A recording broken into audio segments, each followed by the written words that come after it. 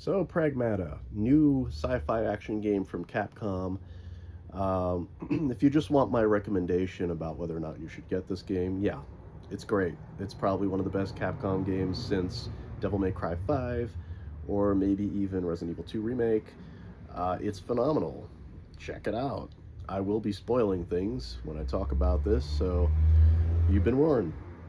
So you got this astronaut dude, Hugh, and this massive space station. AI goes crazy. Real killer robots start killing everybody on the space station. Hugh's crew dies. He's all alone. Meets this little robot in the form of a little girl named Diana, who has the power to hack these robots and make them defenseless so that Hugh can blast them away with his big guns. And it's really, really fun. It's a fun time, this game. Actually, one of the things that jumped out to me right away is the tone. I love how freaking sweet and wholesome this game is. I mean, I know it's got killer robots, it's got this rogue AI, it's got lots of like heavy shit happening, and it is thrilling. It is a thrilling action game. It even dips maybe just a tiny bit into the horror territory later when the freaking dead filament starts doing its thing.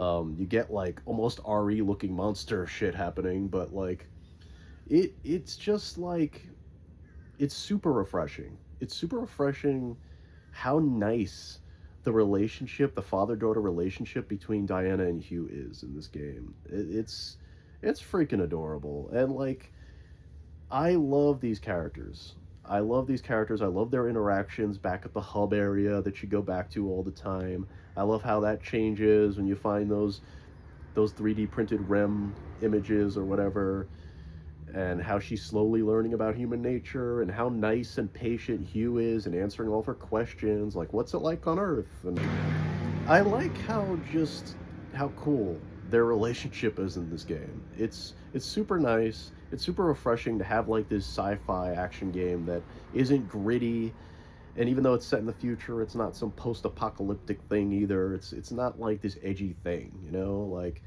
it's not this doom and gloom game, even though it has all this shit going on, and it does have its drama, and of course a very tearful emotional ending that did have me choking up by the end, like super powerful ending. Just the way that whole scene is just handled at the end when these two are forced apart is just freaking beautiful. It's so bittersweet and so sad.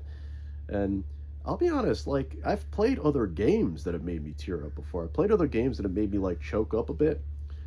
Like every time I think back to the end of Metal Gear Solid 3 Snake Eater, that does it for me. That usually gets me a little misty-eyed.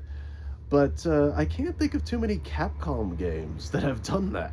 Like, and that's not to say like, that Capcom games don't have like great characters and storytelling and like emotional beats. I'm just saying, like, I can't think of too many Capcom games, as great as they are, that have like made me choke up the way this game did by the end. So it's almost like a new benchmark for them when it comes to storytelling. Like, I cared so much about their relationship, and it's a very beautiful one, and it feels very earthy and natural, even though, they're in space on the moon and she's a robot girl. It feels very natural, it feels very sincere, and that's just something I felt just needed to be emphasized about this game. Is like, this tone is so refreshing in this day and age, and it's so nice. Like, this is a very optimistic, very wholesome freaking game. But it's also a thrilling action game, and it's another thing that's super refreshing is the gameplay loop in this game. Like, the hacking system before you get to blast away the robots, the snappy feel of the combat in this game is just great. And there's a huge variety of robots to deal with. You have a huge arsenal of weapons to deal with. Half of those weapons aren't even weapons at all. You have your standard like riot blaster that just kind of fires almost grenade-like projectiles, and you have like the shockwave gun that's like kind of like a shotgun. You have those standbys, but you also have like some things in your arsenal that are just straight up tools, like the stasis net and how that can just like freeze robots in place so that Diana can hack them while they're not moving, or like the decoy gun that can help aggro enemies away from each other when you've got big mobs to deal with. There's just a lot of like cool tactical gameplay in the combat in this game, but it still manages to feel very like retro, video gamey, I guess you could say. Like it feels very snappy. It feels very quick and arcadey. It doesn't. There's never anything in this game that like feels like it's wasting your time. It's beautifully paced. Even when you go back to the hub after every death, you don't have to spend any time there if you don't want to. I mean, obviously you will want to at some points, because that's where you upgrade your shit and upgrade Hugh and Diana and everything. And but sometimes you will want to spend even more time there because of the interactions between these two every time you go back there. The fun video gamey action with, you know, the more human stuff between these two characters. And I think it does that really well, because there's never any point in this game where I feel like the story's bogging down the gameplay, you know? It feels very well paced, and the bosses are incredible. Loved RE9 Requiem. Great game, still a great game, but this game is a bit better in the sense that the bosses are great. The bosses are some of the best boss encounters I've had in a Capcom game since, like, Devil May Cry 5 again, or Resident Evil 4. Really good boss fights, because the bosses in RE9, they were a little weak. That's one, like, criticism I have with that game. Not in Pragmata. The bosses are challenging, they're awesome, but they're never frustrating. I died a good number of times throughout this game, but, like, it never got frustrating on the standard difficulty. It's just the right challenge. And at 11 hours and 33 minutes of my playtime, it also wasn't super long. It doesn't overstay its welcome either. But I was very satisfied by the end of this game, because the climax is excellent.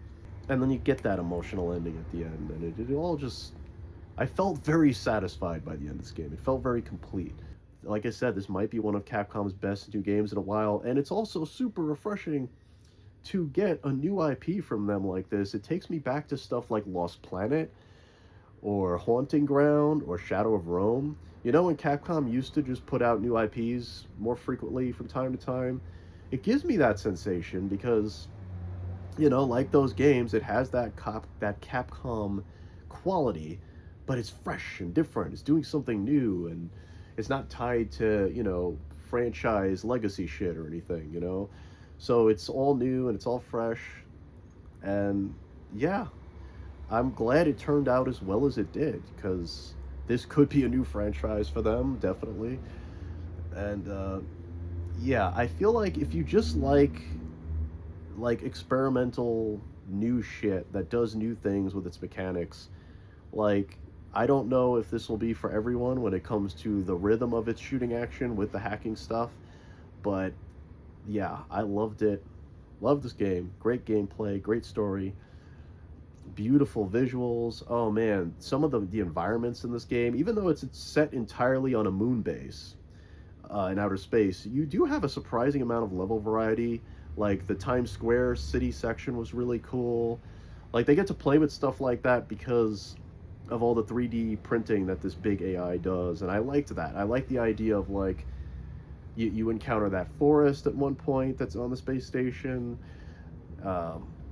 Really cool, just environmental variety in this game, even though it's all set on this one base. And then you get to the outside of the base. You're on the lunar surface, and you're, like, just running around outside in space on the moon, and you can see Earth in the distance, and it's like, sure, games have done that before, but, like, this is fucking Capcom, and the presentation is off the charts. So, like, I was, like, blown away by those sequences, like, where you're, like, actually on the surface of the moon. And yeah, great visual presentation, great gameplay and graphics.